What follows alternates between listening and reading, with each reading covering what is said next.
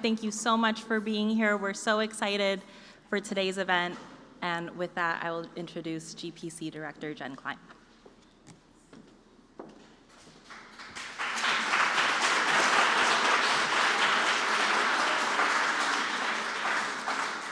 I feel like I should go like this to this room. Good afternoon, everyone, and welcome to the White House. Before I begin, I'd like to acknowledge that we are gathered on the ancestral homelands of the Anacostan and Piscataway peoples. As you heard, my name is Jennifer Klein, and I have the honor and the privilege of serving as the director of the first ever White House Gender Policy Council. Speaking of making history, President Biden made history when he signed an executive order creating this council in March of 2021. Women have always played a critical role in the American story, but for far too long, women's stories have gone untold. Last month, during Women's History Month, President Biden signed an executive order to strengthen the recognition of women who have shaped our nation's history. This executive order will help increase the representation of women's history in sites across America, honoring the legacy and contributions of women and girls to our country and providing a more complete account of American history. And we're joined with some history makers here today, people who have long championed the importance of recognizing women's contributions to the fabric of the American story. I'd like to call out just a few, although that is very hard as I am looking out across this room.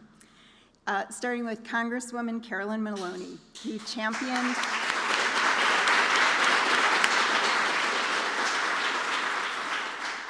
championed this issue on Capitol Hill for years. Chair Maria Jackson.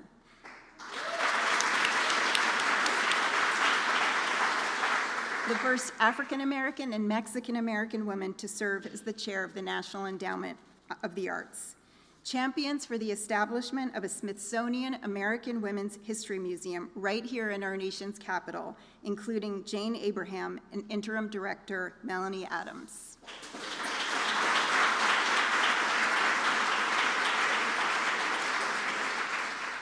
And leaders from the Mellon Foundation and the National Park Foundation, who you're going to hear more from very soon, who are partnering with us to elevate women's history. And if those aren't enough trailblazers for you, we have one other. Secretary of the Interior, Deb Haaland. Secretary Haaland has made history throughout her life and her career. She is the first Native American to serve as a cabinet secretary. And let me tell you a little bit more about her. She's a member of the Pueblo of Laguna and a 35th generation New Mexican. In New Mexico, Secretary Haaland ran her own small business producing and canning Pueblo salsa, served as a tribal administrator at San Felipe Pueblo, and became the first woman elected to the Laguna Development Corporation Board of Directors.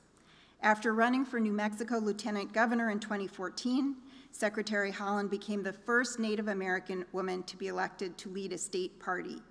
She was also one of the first Native American women to serve in Congress and chaired the Subcommittee on National Park and Public Lands. Throughout her career in public service, Secretary Haaland has broken barriers and opened the doors of opportunity for future generations. I'm honored to call her a colleague and a friend, and I'm grateful that she's here with us today. Please join me in welcoming Secretary Haaland.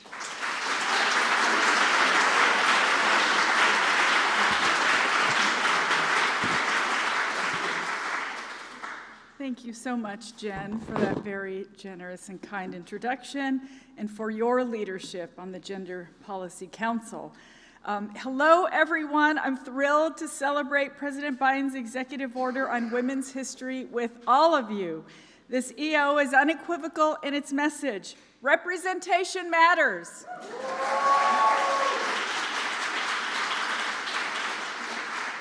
And I am so proud to work for a president who gets that. That's why he appointed the most diverse cabinet in our nation's history. That's why he's putting forward the most diverse slate of judicial nominees in history. And that's why, at every opportunity, he's working to ensure that underrepresented populations have seats where they belong, at the decision-making tables of this administration. Representation matters, and I think it's wonderful that President Biden is applying this maxim to one of our nation's most beloved treasures, our national parks. As America's storyteller, our national park system helps preserve and honor important individuals and chapters in our history. As secretary, I've been lucky to visit many of these important places. There are places like the Emmett Till and Maybe Till Mobley National Monument in Illinois and Mississippi.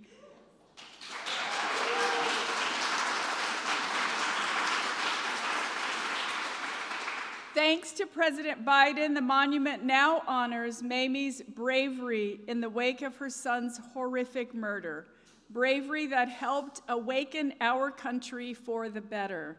There are places like Fort Vancouver, National Historic Site in Oregon and Washington, which educates visitors on the impact Sarah Winnemucca, a Paiute writer, interpreter, and negotiator, had for Indigenous peoples following the Civil War. And there are places like the Mary McLeod Bethune Council House, a National Historic Site right here in Washington, D.C. While visiting this site during Women's History Month, I learned from our talented National Park Service team about Ms. McLeod's advancement of civil rights on Black women's power at the national level. These places and the stories they tell ensure that current and future generations know how pivotal women have been in shaping the country we have and the country we aspire to live in. But we know there are more stories to be told, more places to be protected, more courageous women to be honored. Through this executive order this year, the National Park Service will undertake a comprehensive review to assess what they are already doing and, importantly, what more they could be doing to recognize women's history. In addition, over the course of the coming years, the National Park Service will initiate and complete the first ever theme study on women's history.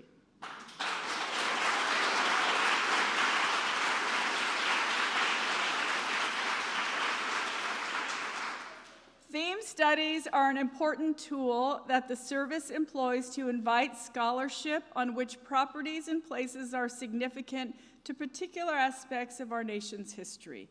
The service plans to investigate the stories of women and girls spanning pre-colonial contact to contemporary America and their roles in countless professions, from conservation to the sciences to sports and to the arts. I'm grateful that under President Biden's direction, our department's work will take an intersectional approach to include women from all backgrounds, communities, and identities, from race and gender identity to tribal affiliation, age, and income status, because each story matters. Of course, this work can't happen on its own. I'm so grateful to our partners in the room who are stepping up to support the National Park Service in this effort. I know they will say more about their commitments in a few minutes, but please know that the Mellon Foundation and the National Park Foundation are making contributions that will have ripple effects for generations to come.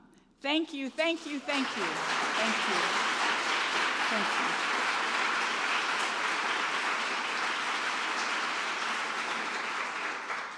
I also want to thank the National Park System Advisory Board, which will develop a set of recommendations on how to strengthen the system's recognition of women's history.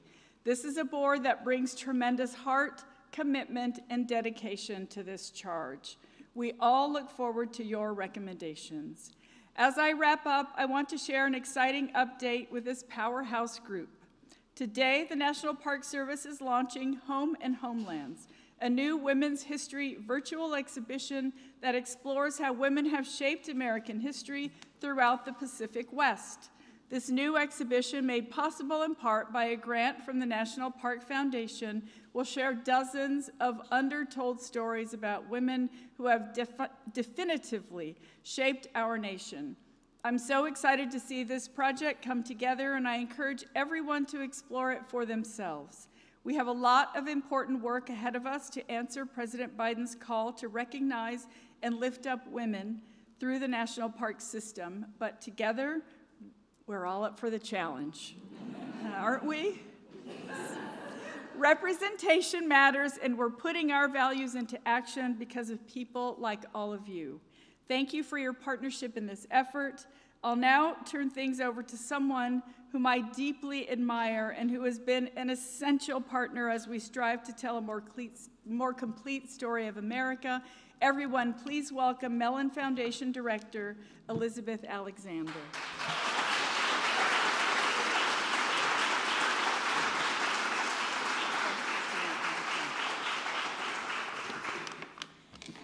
Hello, everybody. Good afternoon.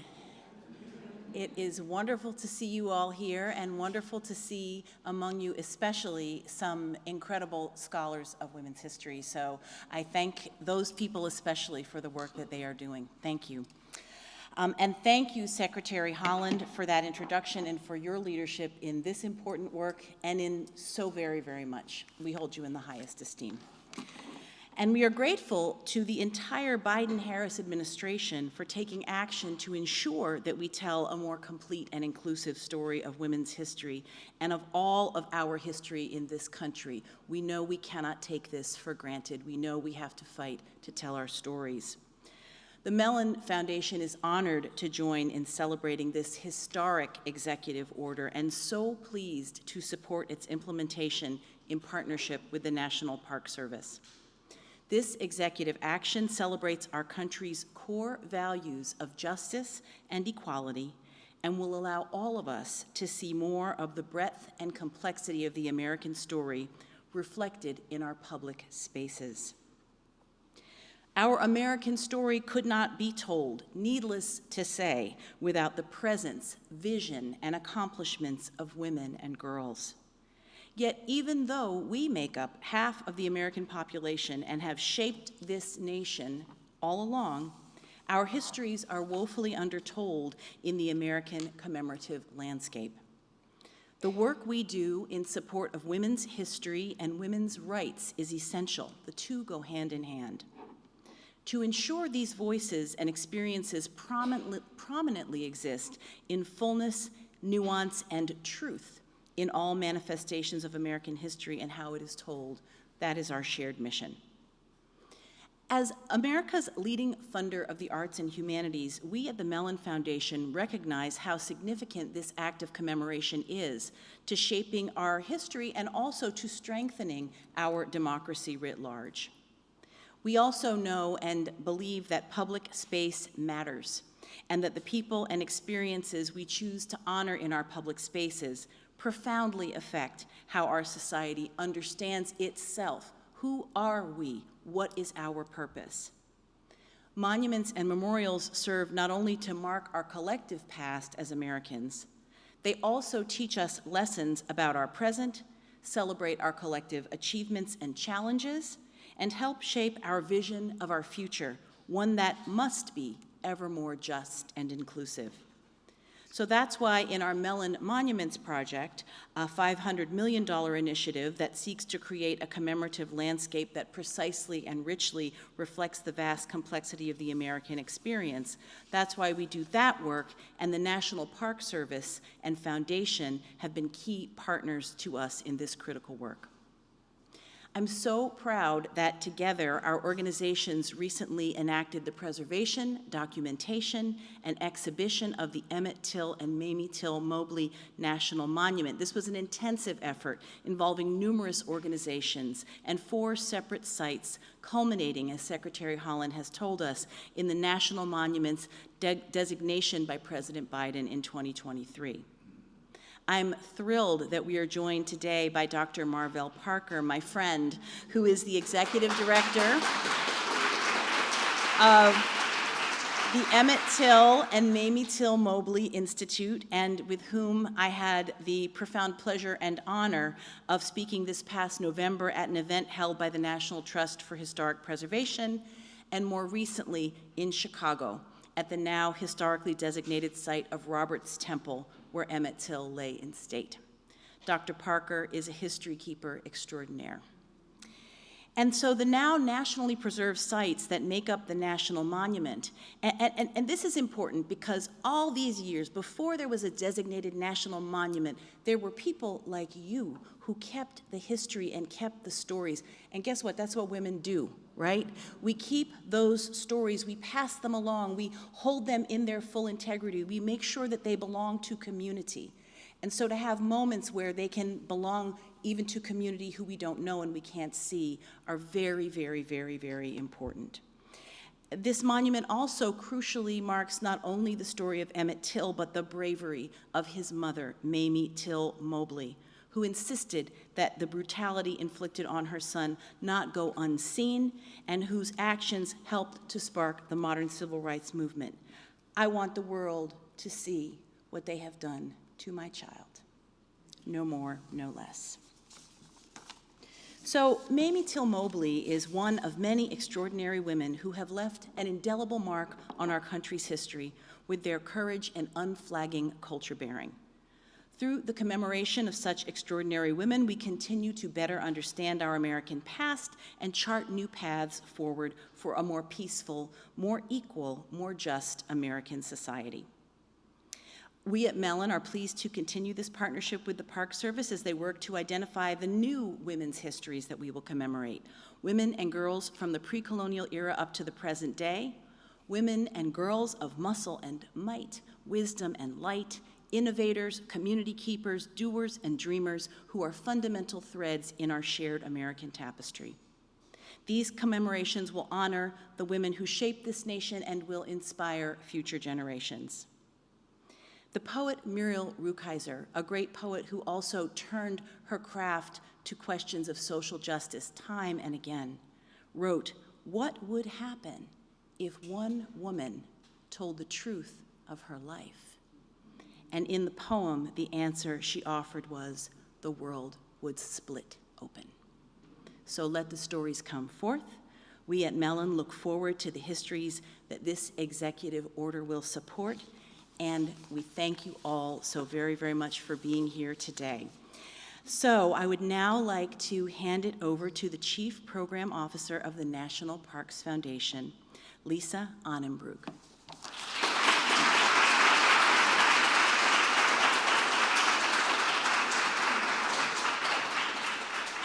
Thank you so much, Dr. Alexander. The Mellon Foundation has been a terrific partner and friend to us.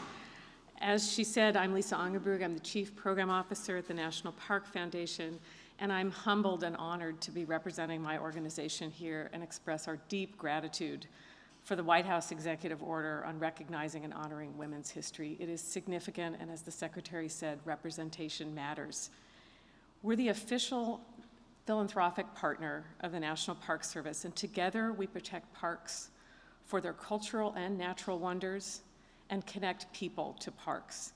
And we believe America's national parks are for everyone. Our national parks belong to all of us, and they preserve and share our nation's collective stories. A top priority of both the Secretary and the Director of the National Park Service, Chuck Sams, who's here with us, is ensuring that parks tell that collective story. And so together with our donors and the Park Service, we're building out these stories. We're helping improve park sites like the Belmont Paul Women's Equality National Monument, which is dedicated to the women's suffrage movement right here in DC. We're helping create new virtual exhibitions such as the Lower East Side Tenement Museum to bring the story of Joseph and Rachel Moore, a Black family living in Lower Manhattan, to park visitors, and that just recently opened. And as several other people have mentioned, it can't be mentioned enough, we also help the Park Service stand up new sites where important parts of history are missing. And we have one now that was just done by the Biden-Harris administration that everyone is talking about that we're particularly proud of, which is the Emmett and Mamie Till Mobley National Monument, established just last year. And there's more work to do to build out that site. We're also working to amplify the stories of women in national parks. And as the Secretary shared, we have just recently funded the Home and Homelands virtual exhibit. This is one of our new, bigger digital exhibits with the Park Service that will come online later today, as I understand it, that will help shed light on the many ways women made homes across the Pacific West, which I had to find out what is the Pacific West region. No one ever says Pacific West region. It is Hawaii to Idaho. So it's the Intermountain West all the way to the indigenous communities of Hawaii and the territories there. And just this last year, we embarked on a much bigger initiative with the Park Service. In 2023, we launched our inclusive storytelling program to help parks document, preserve, and share more diverse stories across the national park system. This reflects the stories of all people and communities whose voices help shape our American story. In its inaugural year, we awarded more than $4 million in grants to support 57 projects across the park system, elevating the as yet untold stories of communities whose voices and contributions are part of our collective story. And before I make the announcement on the next set of grants, I want to do what I think women do really well. And that is to thank some of the people who will not be standing at this podium that make this work happen, the women behind the scenes at the National Park Foundation. So I wanted to specifically mention the work of Karen Lee, Ruth Prescott, Adrena Eiffel, Jenny Katz, and Tracy Ritchie.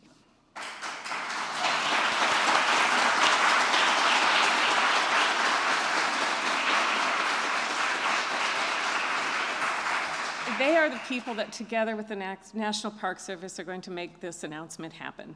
And so today, we are pleased to announce a new inclusive storytelling RFP that will hit the streets today and will fund a minimum of $2 million in projects. And we encourage parks and park partners and communities to apply for these. So thank you, and I'm now pleased to turn it over to Gender Policy Council Director Jen Klein for the panel discussion. Thank you.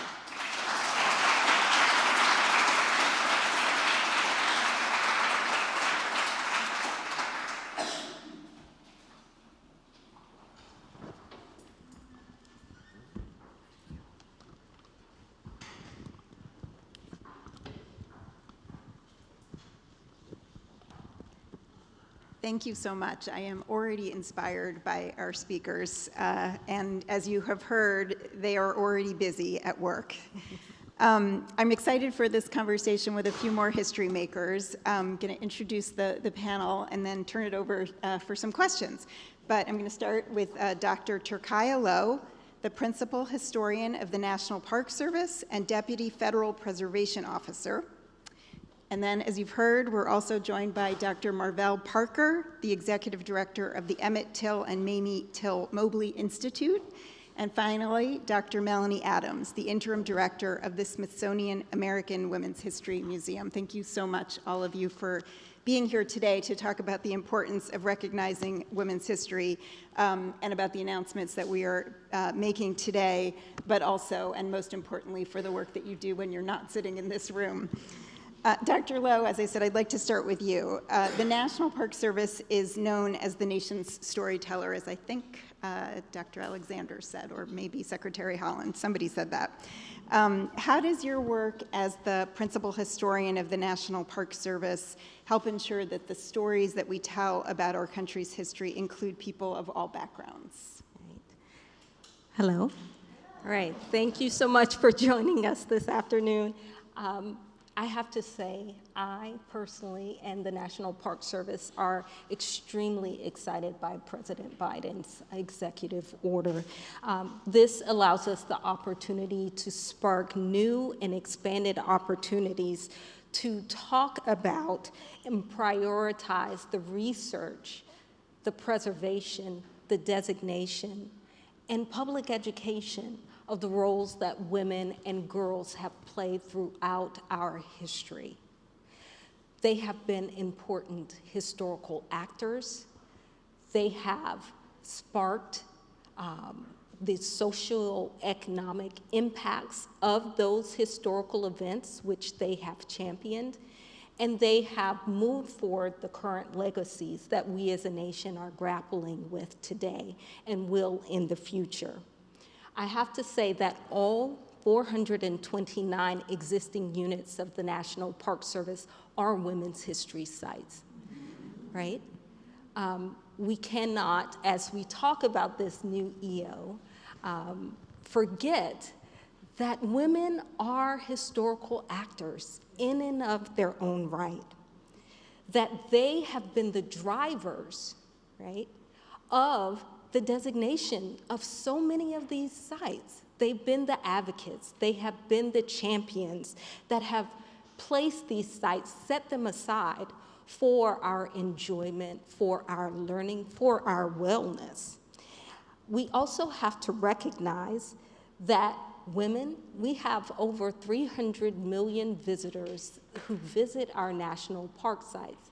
How many of you have sat at the table with your mothers, your aunties, your girls, and made the decision to visit a national park unit, right? Because we are the decision makers for how we recreate, right? Right. So we have to acknowledge, right, that women are involved and engaged in every aspect of this country, no matter why a national park was nominated or designated.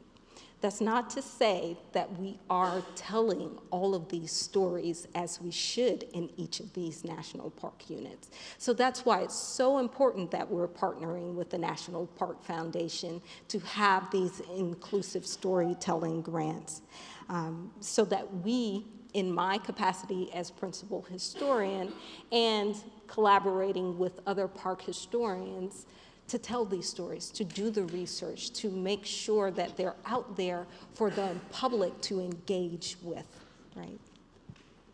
In addition, everyone knows about our national park units, right? The system, the great places, America's best idea.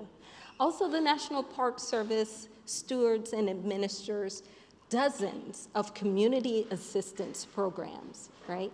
Where we are not the stewards of the places, but we are conveners, we're facilitators, we're technical advisors, so that you, regional, state, local communities, and individuals can preserve and tell your own stories, right? We are the agency that not only stewards and cares for these great places, but we are your resources for you to preserve the places that have meaning to you, right? And far too often, those places that have meaning to us as women have been ignored. And so this executive order is our opportunity, your opportunity, right? To hold us accountable, the National Park Service, to telling those stories, to giving you the best service possible, right? To do the work that is meaningful to you in preserving your sites. And we are very, extremely excited to do so. I also want to mention, cannot let this opportunity go without acknowledging the partners and the collaborators that we work with on a daily basis and who will be integral to us under this executive order to hold ourselves accountable, right? To complete the goals and objectives of President Biden's executive order, but to you, so that we are telling all American stories from multiple perspectives.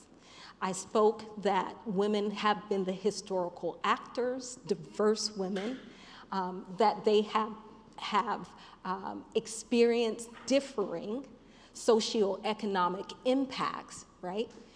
What women win, right? And it changes throughout our history, what those impacts have been on various women. And we have to tell all of those stories. We also have to make the connections to those legacies, right? How did our nation come to be as it is now? So that we can have examples, case studies, hope for how we address those issues today that challenge us and how we will overcome in the future. So again, thank you so much for this opportunity. The executive order is something that I'm personally excited to work on and look forward to the next years. Great, thank you so much.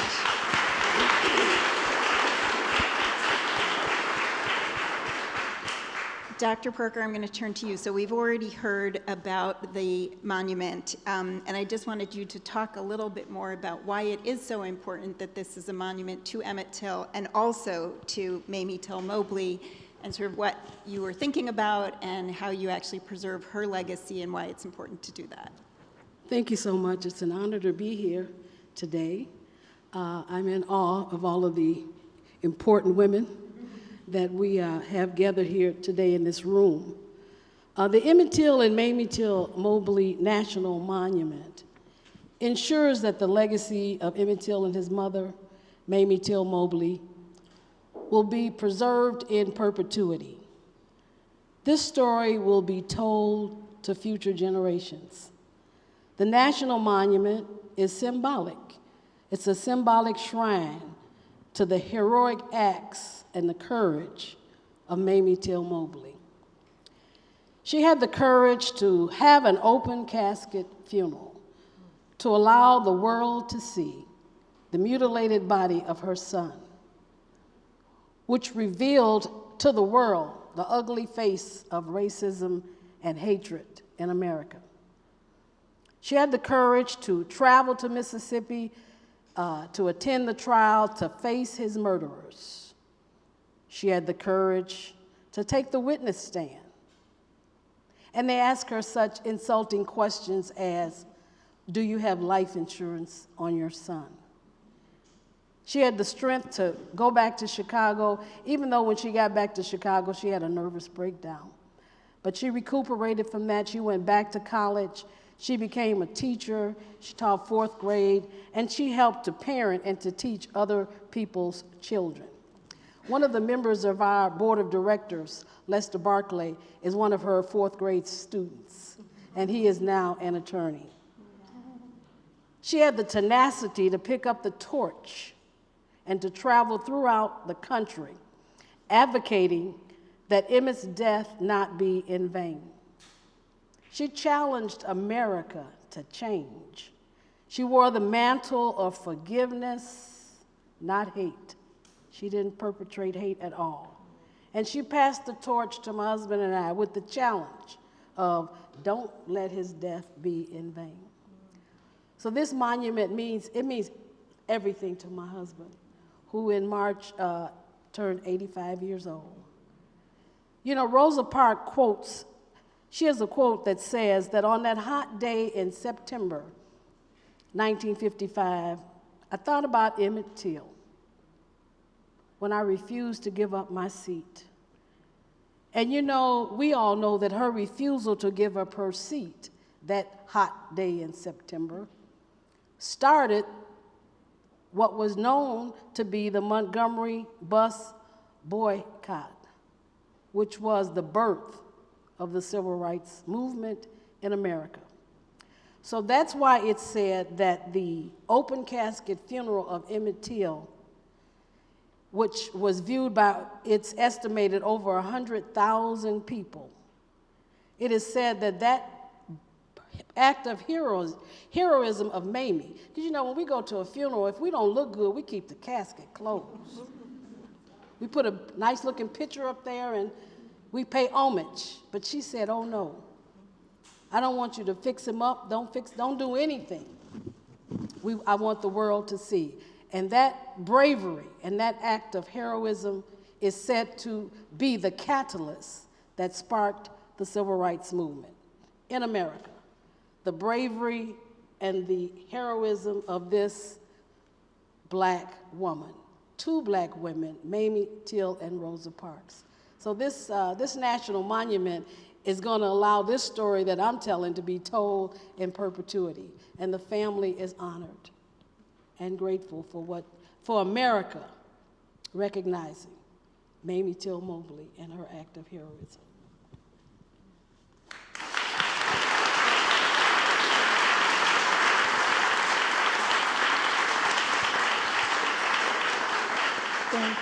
Thank you, Dr. Parker. Melanie, I'm going to turn to you last. I'm going to read the stated mission of the Women's History Museum. It's to expand the story of America through the often untold accounts and accomplishments of women to better understand our past and inspire our future. Obviously, this completely aligns with President Biden's executive order. So talk about why this is important and why it's important to have a women's museum. Sure. Well, first, I would like to say I'm really happy to be here, happy to be included in this wonderful panel. And when you go last, you feel like everything's already been said. So I'll try to say something new. But first, I'm thrilled to serve as the interim director of the Smithsonian American Women's History Museum.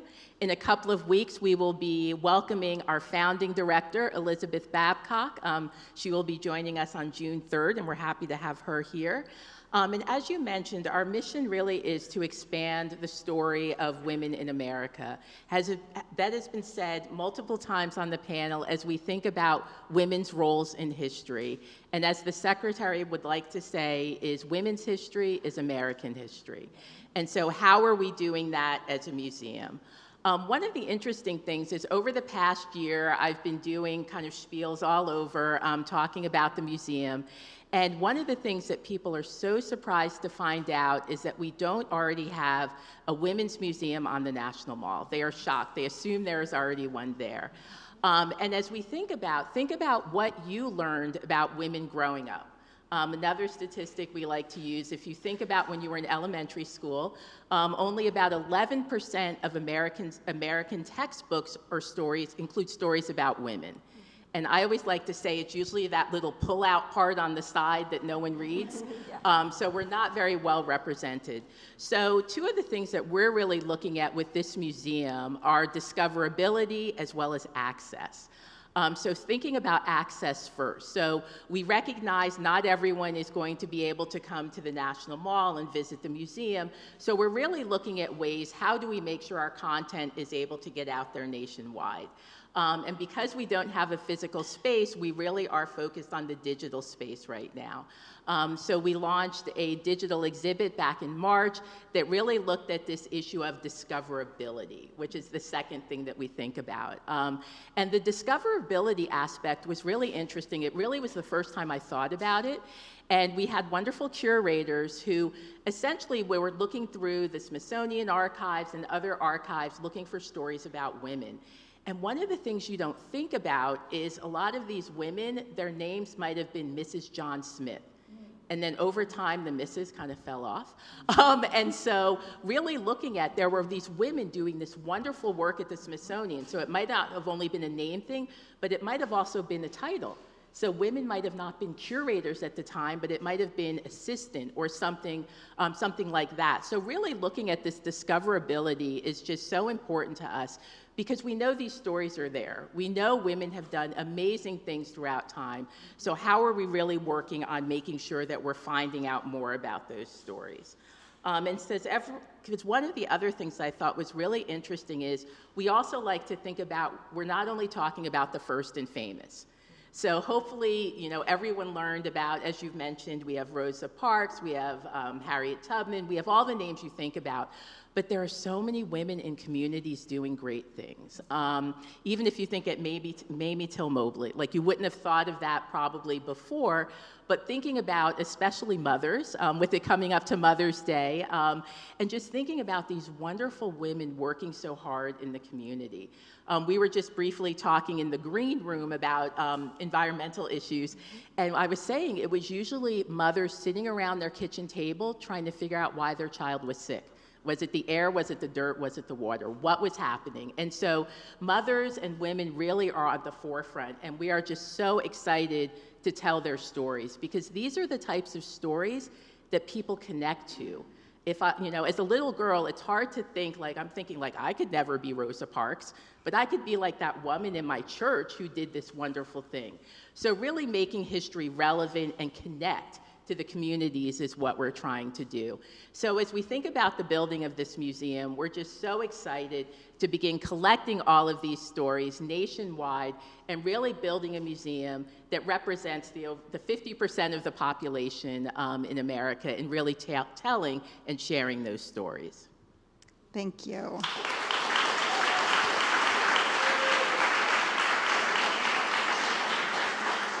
So I have two more questions. No idea how much time we have left. So I think we should be quick with the second two questions, and they're for each of you. So the first one is, I'm a roll up your sleeves and get to work type. You probably have gathered that already. So I just wanted to hear your advice, your guidance as we implement this executive order. What are you looking for? How can we be most helpful and most effective? Well, my expectation is that myself and my colleagues will be working long hours. Thank you in advance. Right?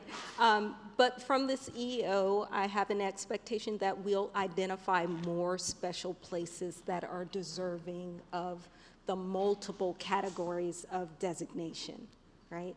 I have an expectation that we will learn more of what we don't know and be able to inspire and celebrate what we have overcome and the challenges that we have already solved if we could just look back at history at what women have done in the past to solve them. I'm sorry. I'm thinking about opportunities as a result of this new executive order. For the Emmett Till Mamie Till Mobley Institute, I see opportunities for funding to help us to make this national monument into a state-of-the-art museum. What we have is a church that is about 25,000 square feet of space. The sanctuary is 5,000. We have another 20,000, that we need to create a museum. We want to commit another 5,000 as private space for the church, for offices and meeting rooms, dining room. We have to have kitchen on, got to have that fried chicken on Sunday. But then we have another 15,000 square feet that we want to create a state-of-the-art museum. We have two mini sanctuaries within the church. One is 1,200 square feet and a 900 square feet. We anticipate those to be two mini theaters.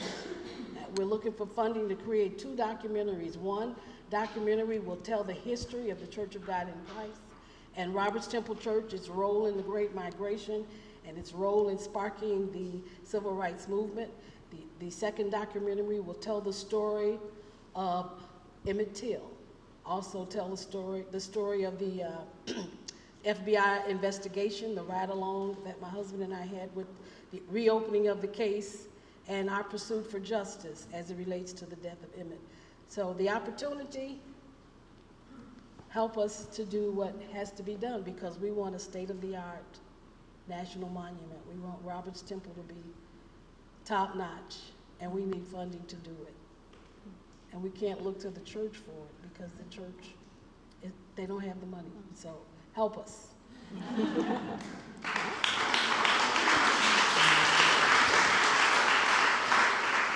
And I think the executive order really provides us with the opportunity to find like-minded partners around the country. As I mentioned, the museum is going to be located here in DC, but with the National Park Service having sites all over the country, there are so many opportunities for partnership. So I think executive order will bring partnership. The other thing, again, as I mentioned before, is really access, because we know not everyone can come to DC. So how are we making sure, again, that we're partnering with people from all over the country to get our content and materials out? That's super helpful, thank you. And then the last question is, as we close this panel, what is the one thing, one action that you would recommend that everyone in this room and everyone on the live stream can take themselves to advance women's history? I would say to visit one of your local history sites that is dedicated to telling the role of women in your community. For those of you who are here in the room, I would recommend that you visit Belmont Paul National Monument. It has just reopened from Great American Outdoors funding repair rehab project, and so I would recommend, if you're local in DC, visiting that site. Well, I think that this new museum is going to allow us to celebrate women in one place. We'll no longer have to travel to Indianola, Mississippi to see the beautiful statue of Our Lady and our hero, Fannie Lou Hamer. We won't have to travel to Harrisburg, Pennsylvania to see the statue, beautiful statue of Coretta Scott King. You won't have to travel to Summit, Illinois to see the beautiful statue that we have of Mamie Till Mobley that was done by our high school, paid for by Argo High School, where she was an alumni, and the sculpture was done by African-American female, Sonia Henderson. We'll be able to see those sites probably virtually in this Women's Museum that's going to be here in Washington.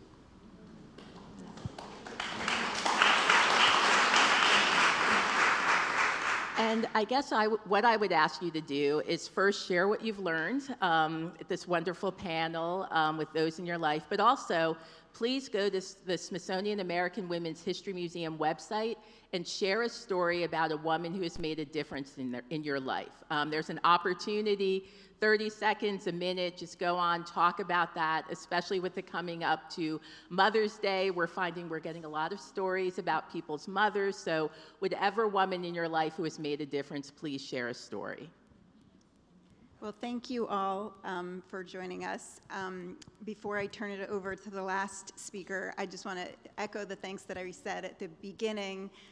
You know, as I look out over this room, and I know so many additional people who are on the live stream, I want to thank you all for the work that you've done to get us this day. I'm super proud of the Gender Policy Council, and I'm going to call out my colleague Rachel Vogelstein and my colleague Emily Coe and Tricia Castaneda, who really made this day possible, made this executive order possible, and I'm super proud to be part of the administration that is issuing this executive order. But really, literally, it wouldn't be possible without the trailblazers, the leaders, historians, and others in this room who have been recognizing women's history before it was really known to do so. So thank you all. And with that, I want to turn it over last to Brenda Mallory, the chair of the Council on Environmental Equality. I knew I was going to do that. Brenda is a trailblazer in her own right, so Brenda, over to you.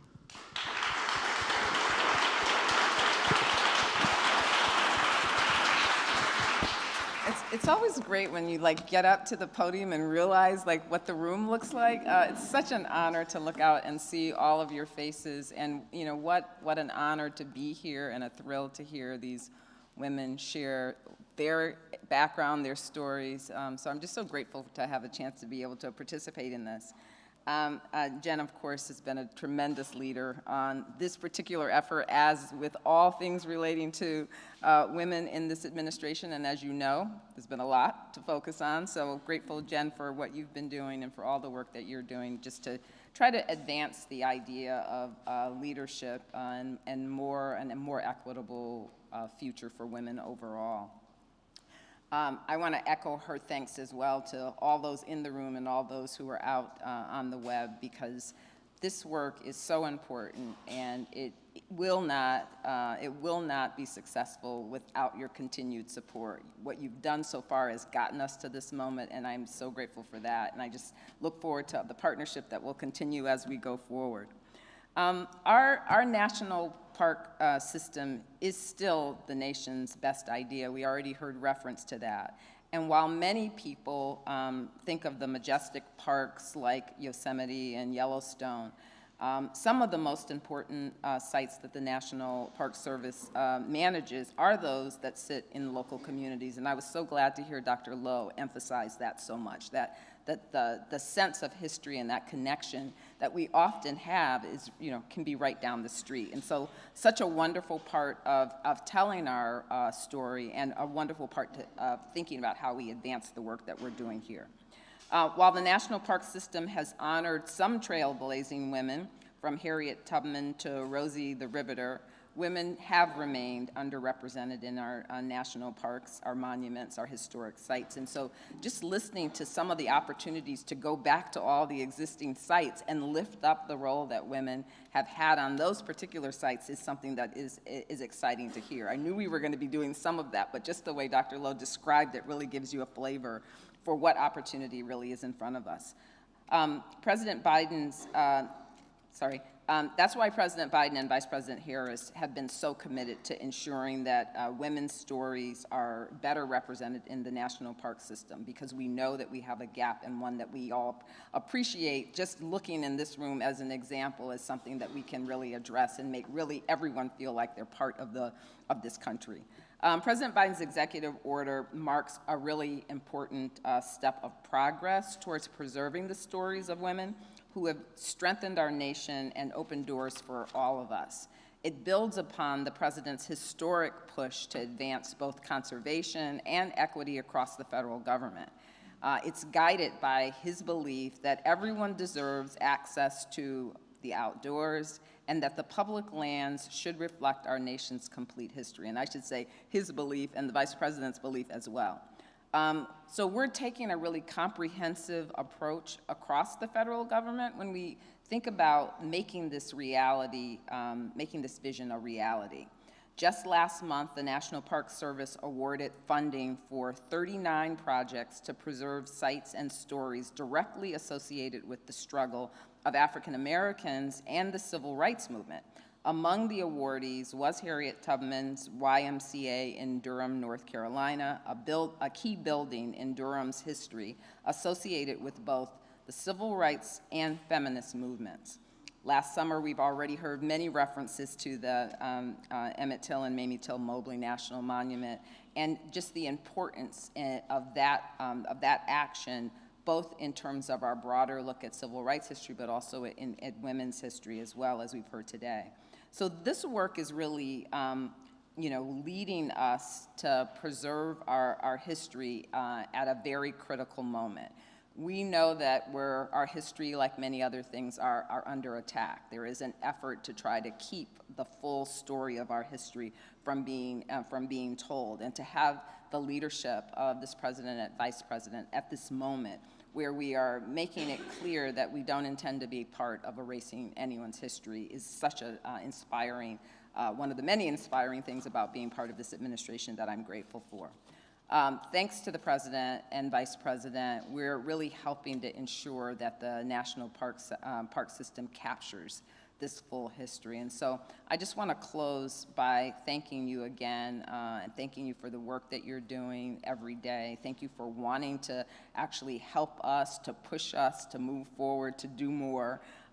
We like the push always helps, and the progress that we're making because of it is just reflected today in some of the announcements that have been made, but will have a profound impact for future generations. So now it's my pleasure to introduce Librarian of Congress, Dr. Carla Hayden, who is the first woman and woman of color to serve as the Librarian of Congress. And I'll turn the program over to her to close today's event with a reading.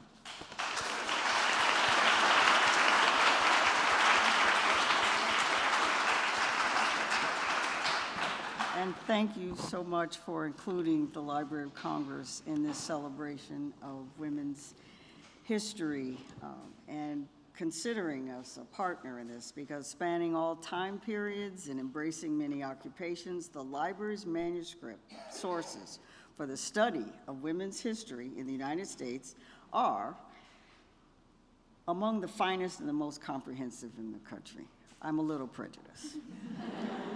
But contained in the hundreds of collections are documents reflecting the full range of women's experiences, from Abigail Adams' declaration to her sister in 1799 that she would, quote, never consent to have our sex considered in an inferior point of light, to the remarks of Cabinet Secretary Patricia Harris, the daughter of a dining car porter, who told a skeptical senator at her 1977 confirmation hearing, quote, if my life has any meaning at all, it is that those who start out as outcasts can wind up being part of the system.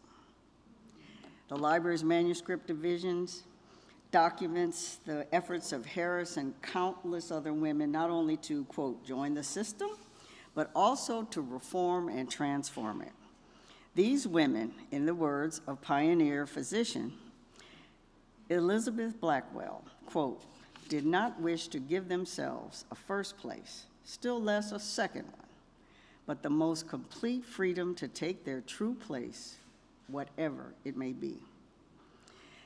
I have to share with you from the library's collection words from, as we end up today, of two women who maybe aren't as well known, but who I have a special connection because of my connection to the city of Baltimore, the library's strong relationship with the NAACP, whose records we celebrated digitizing last night, and my great admiration for Frederick Douglass.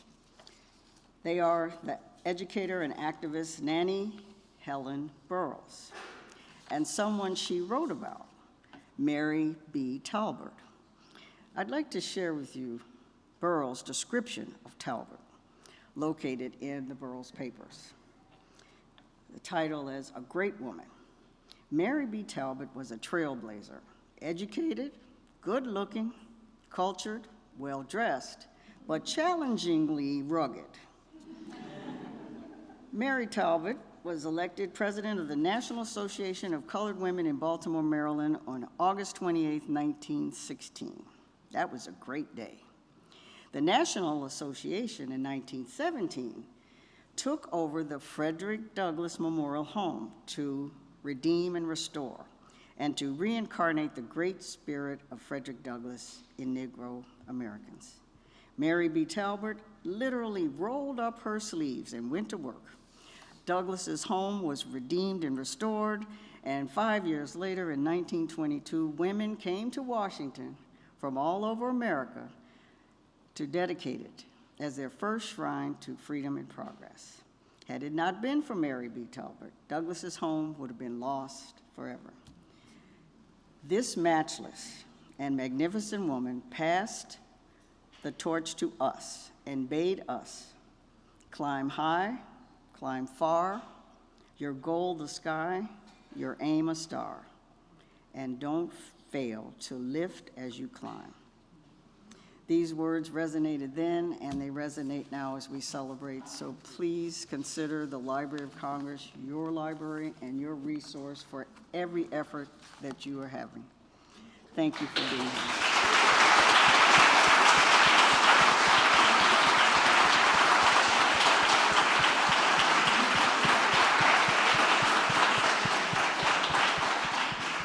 Thank you, and that concludes our program, and I know this group, we're all going to get to work. Thanks.